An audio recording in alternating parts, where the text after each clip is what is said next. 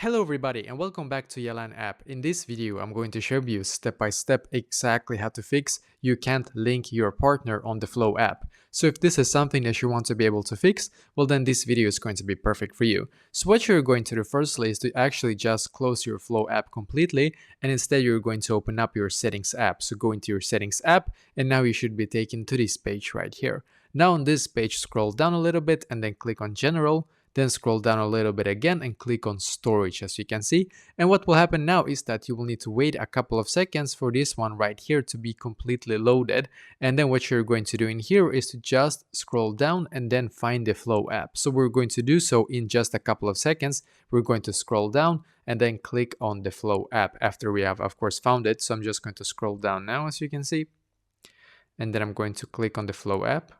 And as you can see, here's the Flow app. So I'm just going to click on it, and then we're going to click on Offload app, and then once again click on Offload app in here. Just wait a couple of seconds and then click on the blue button here once again. Wait for this one right here to automatically update to the latest version, because what will happen now is that when you do have the latest version, you're going to now be able to fix a lot of bugs that was in the previous version before, just so you know. And sometimes this can actually take a while. So if you want to be able to hurry up, you can actually go into your app store right here. I'm just going to show you. Then you're going to search for Flow in here.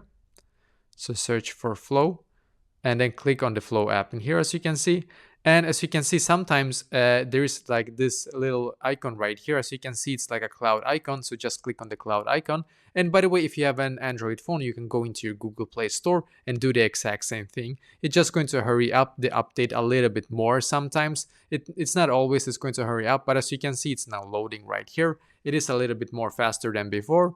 And you're just going to wait for it to update to the latest version. Then you're going to go back into your Flow app and try again, and hopefully now this will be fixed for you.